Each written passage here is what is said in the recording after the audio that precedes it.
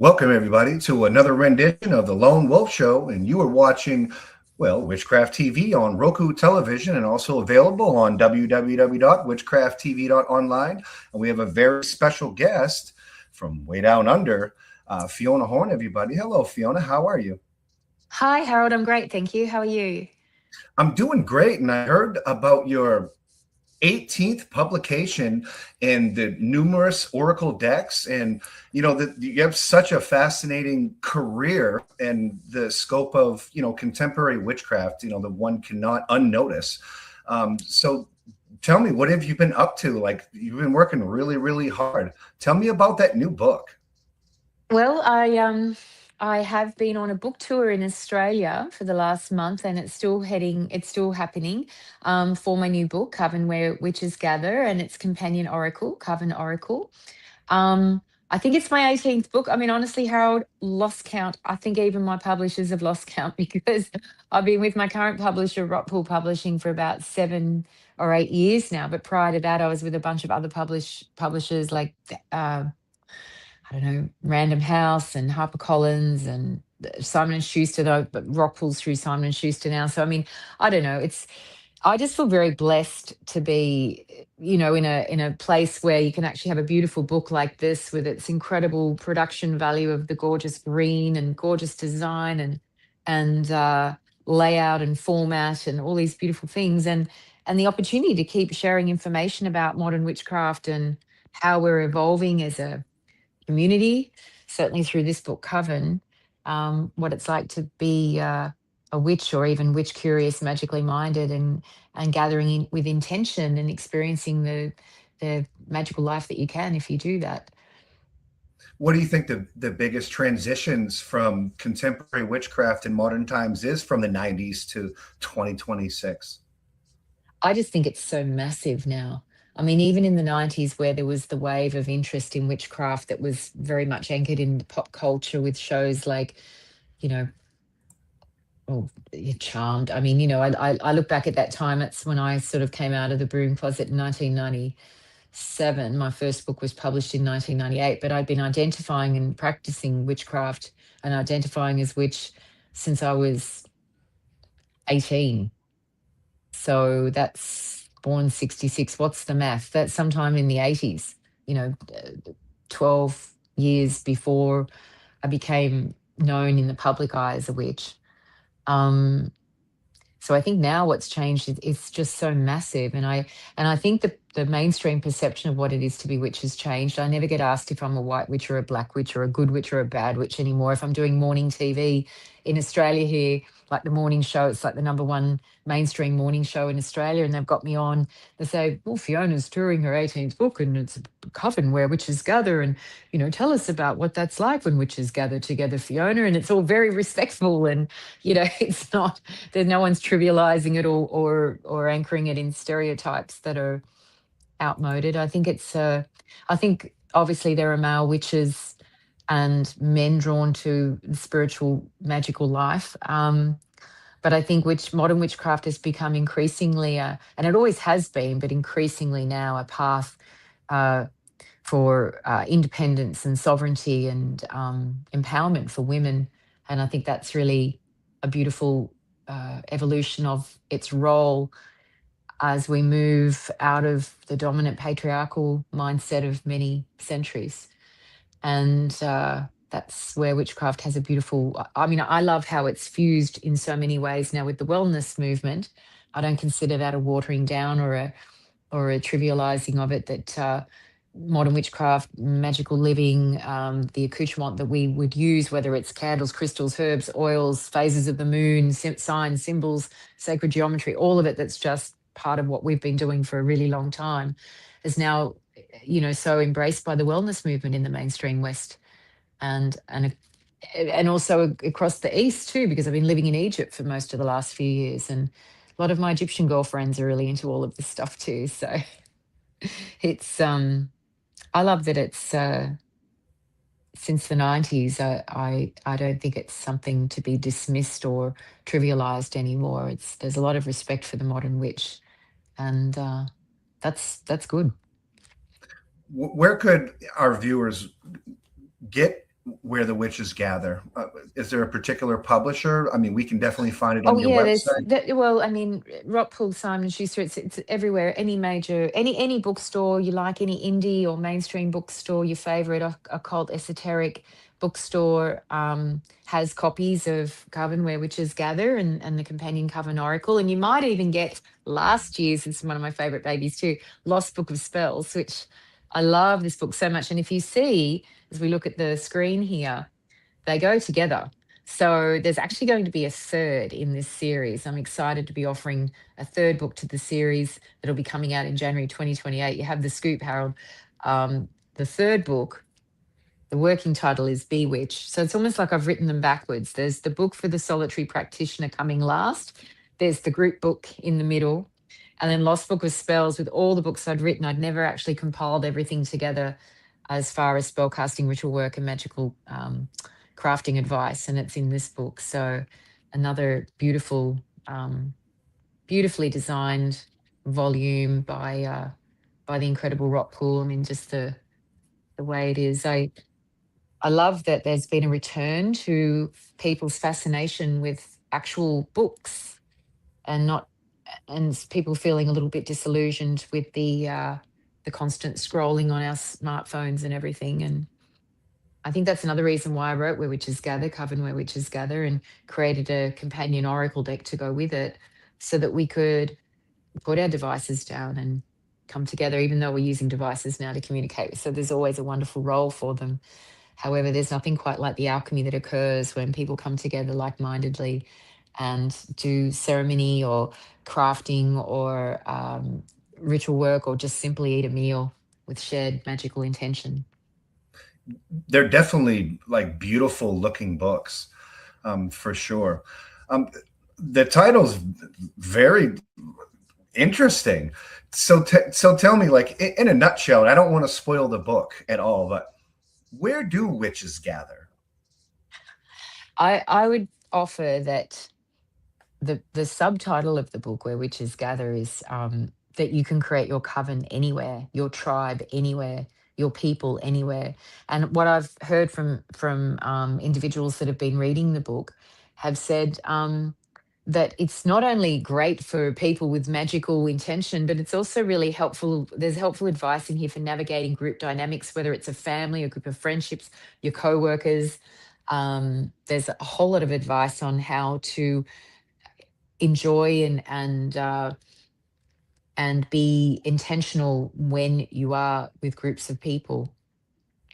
And not only is there is advice in here about incorporating as a church if you want to. And look, I'd turn to the page straight away. Incorporating as a spiritual organization and the various benefits, and that's anchored in American and Australian advice, but also traveling together and even deciding where to gather together. Here's the thing right here. Finding a safe, welcoming space for your coven gatherings can be a delicate task.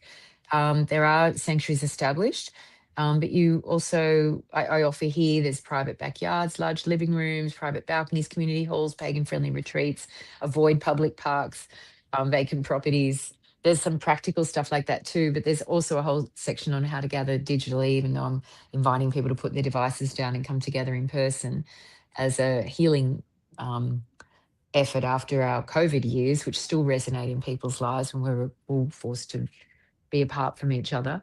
But also, I think the book offers that wherever you gather with intention, whether you are witch curious or magically minded, that in of itself becomes a sacred space to explore the divine potential of what it is to be human, especially to gather together physically, because our bodies are like electrical circuits, they're portals, they are incredible vehicles for transformational experiences. And it can be this simple, like this book tour that I'm on now, I'm offering workshops and as part of the tour, and even just coming together with intention and breathing and visualizing the breath leaving each person and mingling in the center of the space and feeling that become in itself a tangible tactile egregore of energy that can be experienced and utilized and enjoyed by everyone is there's just so many ways you can enjoy the magic of what it is when you come together, that special alchemy. And that's what's in the book. Tell me about your book of lost spells. How is that put together, and what is its contents? Well, Lost Book of Spells came together, believe it or not, many, many years ago when I was working on radio in Australia, and people used to call in for spells. So there's any number of different, requests that could come in, like help for stopping smoking, um, for a child having problems with another child at school, a spell to make a child tell the truth. Um, I mean, it's just, there's so many. Uh, to release migraine causing control issues, pain potion, help to stop snoring, a witch's recipe for removing freckles. I mean, spell for happiness. Everything and anything is in here because people would call in, um, and spell for better sleep and and happier days. People would call in with questions and I would give them spells on the spot. So when I kept all those on a website, and then when that was a spell book, and then when my website was redesigned, FionaHorne.com was redesigned, that spell book on the website went away, and I found it again. Well, actually through an old friend, found it online, and then was able to write more and incorporate more of the learnings of the last 20 years. And that's what the book is. It's also got sections at the front about how spell casting made simple, but not to trivialize it, how to make sure the spells you cast work. Like that's about service and identifying that a spell will work if you make it more than about your own finite egoic needs. If you do it as an act of service in some way, how others or something, a situation could benefit from your improved circumstances. If you do this spell, for example, then the universe will always conspire to help bring it into fruition.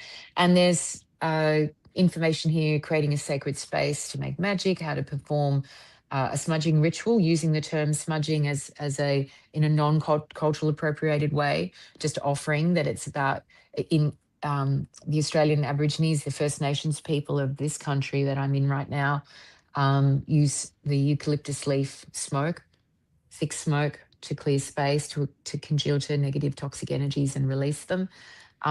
There's advice here on substituting ingredients, tips on candle magic, and and my best advice after 30 years of spell casting, which if you want to know what that is, you can check out the book. But it's I love that people have found it a really useful um, item on their magical library shelf, because there's something in it for any possible. There's over like 150 spells and over 200 pieces of magical advice forged in 40 years of practice. So, in the witchcraft and pagan community, I interview and work with a lot of aspiring pagan musicians, so to speak. And everybody wants to big break in things. And it's no secret that in the 1990s, you were part of a rock band that was really like innovation, Yeah, we because had a we had a good run, yeah. And it was in the quite unique what 90s, we did, yeah. there Mm. wasn't a lot of witchcraft or pagan themes music really available. So my question is, what would be your advice to modern aspiring pagan musicians? Wow. Well, the I think I think one of the divine purposes of what it is to be human is to create art, to create music. I mean, we're so blessed, and energy, frequency. I mean, I offer sound healing experiences when I take my ladies, so I take ladies traveling around the world, and I take them inside the Great Pyramid and offer a sound ceremony in there.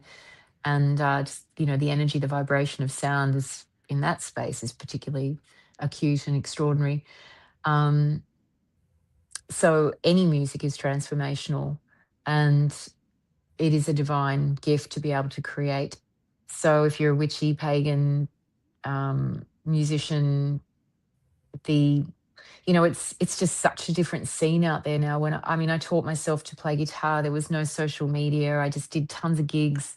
Had an all-girl punk group in the late 80s, early 90s. Created Def Effects along with the co-founder, and we he had hits in America and Australia, and my song lyrics were very witchy, magical. There was a song called Spiral Dance, The Wise Witch Wove Her Dreams, spinning coiled ropes of silver that wound around the trees. There was a song, As Above, So Below, Is the Universe, So the Soul. I was singing that in the early 90s in a rock band. No one really picked it up. They just, no one overtly asked me anything about my esoteric or magical life when I was in that band, not until the very, very end when we did an album called Magic. And there were songs called I'll Be Your Magic and Spell on You. And eventually someone had to ask, what is it? What's this interest you have when you write your lyrics? But I think for advice for young bands now, I think just loving what you do. And the difference now is you can get your music out, but it's the volume of it and the ability for the individual artist to have their music heard outside of the traditional ways back in the day of getting a record deal and being played on radio. And it's all so massively different now. My band had 3 big record deals with EMI, Universal, and we had an independent deal as well that was really big in Australia. So, but it's changed so much. So I mean, I did a solo album called Witch Web in the mid 2000s, 2010. That just came out on Spotify recently. The record company found the recording tapes or whatever, the digital tapes, and put them on Spotify. And this Casting Circle song on that, and Dark Goddess, which is an ode to Lilith as the patron goddess of my coven. And there's just so much stuff. So I don't even know what to say, Harold, except just do it. Do it because you love it. I personally I've been on stages where I've had literally 10,000 people screaming my name. And I've walked out, and the roar, it just takes the top of your head off. You feel that energy coming across you like a massive wave of just this elixir of excitement and passion and magic, and but I have also loved just doing small gigs for friends, family, the local community. So I Do you think have it's about you can do a gig in front of a massive audience, and you can have a number one song with millions of people listening to it. And if you're not happy on the inside, I mean, it doesn't hit you, it doesn't affect you in a way that you think you would expect. It doesn't solve all your problems.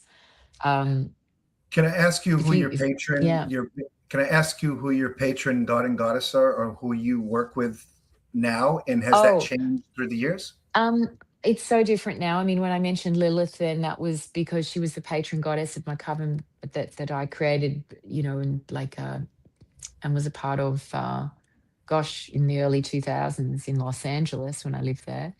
And I lived in America prior to COVID for most of all those years, and that's when I did all my flight training for my work as a commercial pilot, was in Los Angeles. So when I more recently, a goddess that spoke to me and told me to take women on nourishing spiritual adventures was Sekhmet in Egypt, and that was in the Temple of Philae in the Chapel of Iset, or Isis. So Sekhmet would be the one that I have been most connected with and felt a tangible communication with, and she was the one that told me to bring women to Egypt. This happened when I was in Egypt 3.5 years ago. Bring women to Egypt, take them to certain places, show them and teach them that the gods are not, and the god, she used one word in English. She spoke to me, she used one word, God, to describe all of it. But she used that English word. She said the gods are not to be demanded of. We are to be worshipped and venerated, and we will decide what it is that you need. And so she said, tell the women this, show them how to do this, take them to these places and move here, live in Egypt. And so I did all those things. I moved to Egypt in 2023, and I lived there for most of the last 3 years. I still have all my stuff there, but I'm currently in Australia touring. All my animal rescue work currently is anchored in Egypt, cats, dogs, and camels. And I'll get back to Egypt in the second half of this year. My very last question for you is, there's lots of younger aspiring witches and Wiccans, magic users of all types, and there's no doubt about it. You're a pagan and witchcraft superstar. Many people will be very, very inspired by your story and things and the amount of accomplishments you've had in life. What would be your advice to younger witches on the path?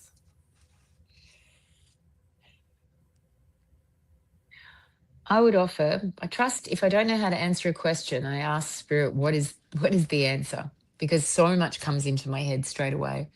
And the first thing that came to speak was self-care is powerful magic. So the being a modern witch, identifying as witch, is not a statement of what you do or how others perceive you, but how you live your life, how you respect and honor yourself and the choices you make as a divine creature in this planet, and then how you share the gifts, your lessons, your journey with others in a way that inspires and empowers them. And in some ways, I think I've been like sober in a program for 14 years now almost, and there's an element of that coming together in community with support, holding space for each other, honoring sovereignty, honoring autonomy, but also holding safe space collectively with respect, is, I think, one of the most interesting ways you can be a witch, because then you can learn with and from each other. Even people you don't agree with you can learn, even if it's to learn to remove yourself from that circle or influence. Um, so I would offer that, but it's so funny because like it's, I can look back and just think of, my past is a lot longer than my future now. I'm 60 this year, and it's like, and I know there's probably a few years left in me, in this physical form. Yet the past is so much longer than the future. Yet I can look at it all and reflect on it like it was yesterday, and look at the choices that I made. And I think the biggest difference for me now is, back when I was younger as a witch, I felt I needed to approval and acceptance and to, do it correctly. And now I just am it. I don't question anything. Well, thank you so much for coming on the Witchcraft TV platform on Roku Television and Thanks for sharing having your. me, Harold. I really hope that your initiative here continues to blossom and grow. And at Roku, it's really fun. Okay. And it's a Thank you so lovely much. service.